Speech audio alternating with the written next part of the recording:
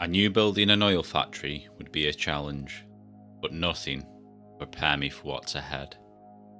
A brand new biome, a completely different terrain style, and the biggest factory I've ever attempted so far, and I walked in massively underprepared. No motors automated, half the parts missing, and a deadline I definitely shouldn't have set myself. But this place changes everything. Instead of sticking to the style I know, I wanted to experiment, push the shapes, go more organic, more fluid, more natural. And very quickly, reality hit me. This build isn't just big, it's huge.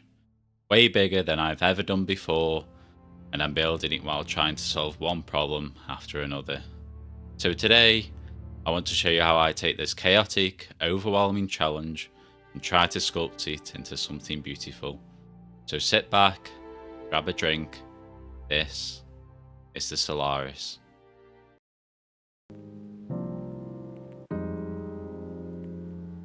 Before I even placed the foundation, I spent some time just reading the land, and if you watch the first episode of the design school, you'll know this part is everything.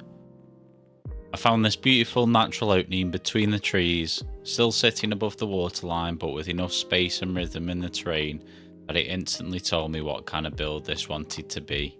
I was already looking at the natural openings and the trees to kind of dictate where future support legs would go, where the entrances are going to go, and even at this early stage I was thinking about trains, how the rail line would approach, how it would flow through the factory, and how those curves would influence the entire shape of the build.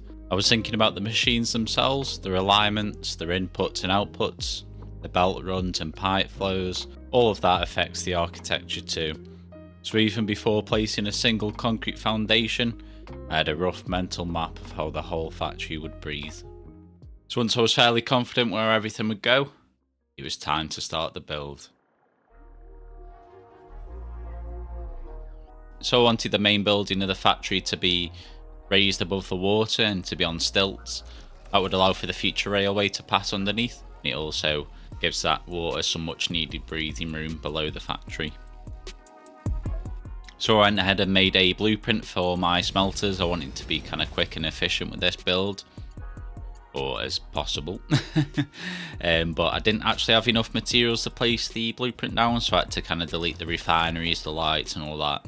And that just gave me a bit of a basic stencil so I could carry on with the build, and then once my materials are built up a bit later on, I could come back in and plot the actual blueprint down.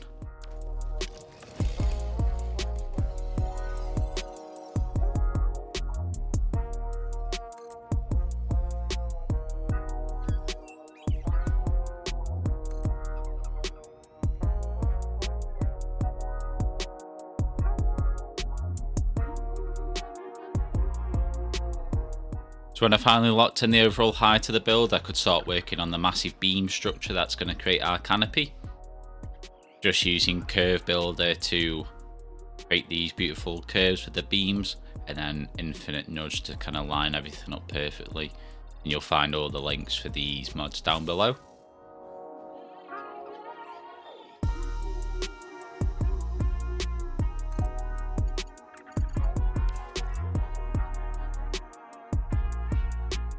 And I also did add some circular cutouts to the roof, but yeah, we'll come back to them a bit later on.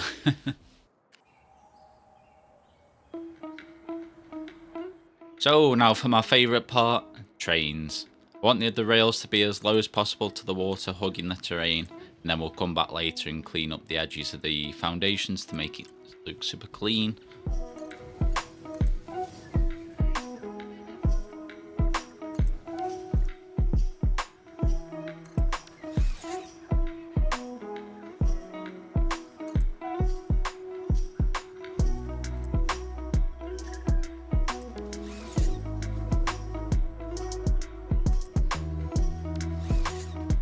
Then over by one of the oil deposits, I couldn't resist turning it into a little siding. A couple of storage tanks, train, some carriages. Absolutely zero gameplay benefit, but 100% aesthetics, and I love it. Now over on the other side, time to get the station in place, because we will be eventually exporting the fuel from here to our brand new fuel power plant coming soon. And come on, train stations are still way too big. Please make them smaller, or make a version that's smaller.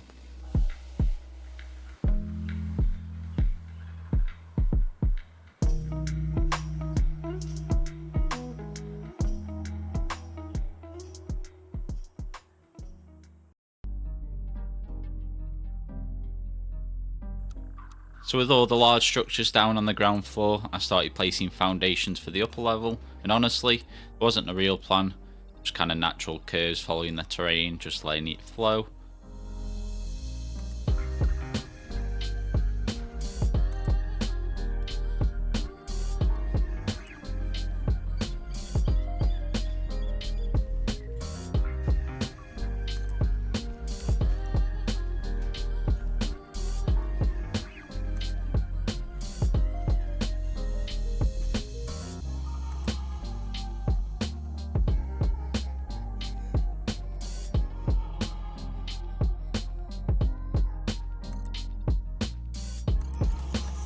So we're just putting together the refinery blueprint that we talked about in the previous chapter.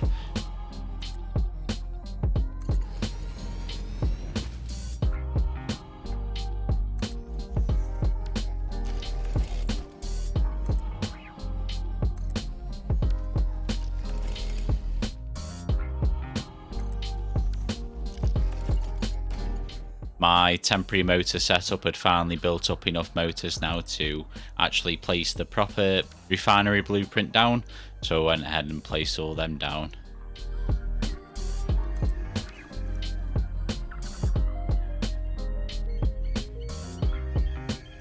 Lovely.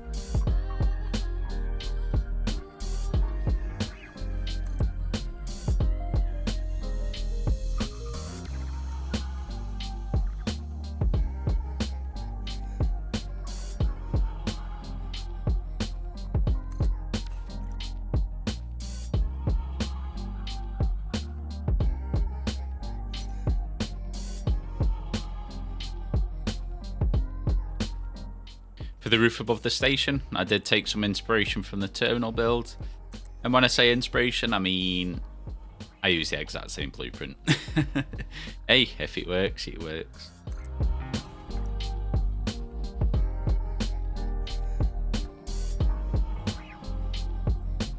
And I started trimming the upper level with the big concrete pillars, just following the theme of the build. Just adds a bit of texture to the upper level, but it doesn't block the view.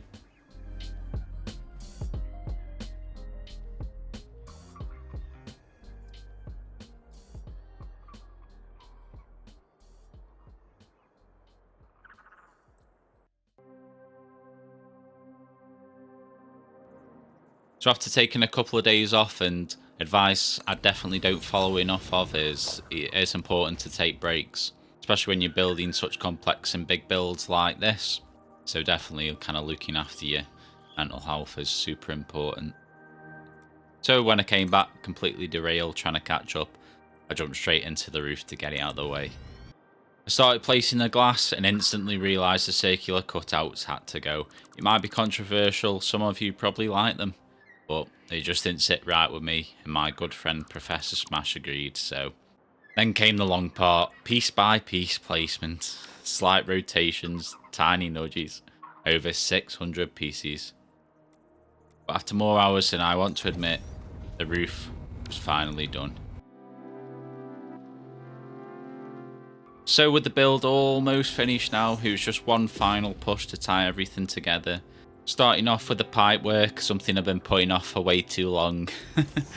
I know a bunch of you were wanting to see the logistics sides of the factory, so I thought I'd kind of include this in this video.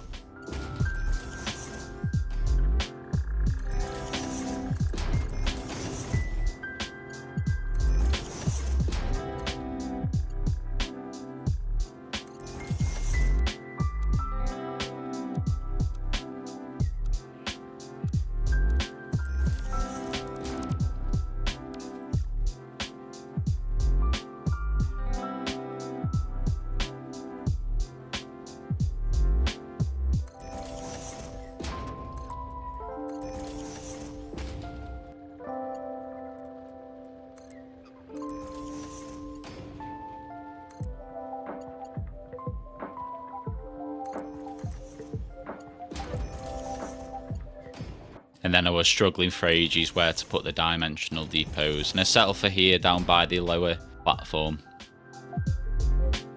Then to connect the beltwork, I just thought it was best to use the curve mode. Just let it flow naturally instead of trying to get it all lined up perfectly. You know, there's no world grid in this save, believe me. And there we have it, guys. The oil build complete. Honestly, this has been one of the biggest, most demanding and most experimental projects I've ever taken on. And when you look back at where we started with the Frank in episode 1 to now designing a massive flowing organic structure, it's honestly wild how far this series has come. Every episode has pushed me a bit further. Every build has taught me something new. About design, about Satisfactory, and about myself. And I feel like with each project, each edit, and each voiceover, I'm getting more confident, more creative, and more excited about what this channel can become. And seeing you all enjoying the journey as much as I am, that's honestly the best part. This week we hit 5,000 subscribers, and that absolutely blows my mind, so thank you. To everyone who watches, comments, shares the videos, or even just takes a moment to say they enjoyed the build. You've helped shape this channel into something I'm genuinely so proud of. And of course, a massive thank you to all my Patreon members. There's also a lot happening behind the scenes right now. The Design School series is officially underway, and if you haven't seen episode 1 yet, it's the perfect companion to these builds. Everything we talked about today, terrain reading, flow, and structure, all ties straight back into what I'm teaching there. Next episode, we're finally going to use everything we built here today, all that fuel, all that infrastructure, taking it across to the biggest power plant I've ever attempted, a huge new challenge, a huge new design, and easily one of the most exciting projects in this entire series. So stick around, subscribe if you haven't already. With all out of the way, I really can't wait to see you in the next episode. Ginge out.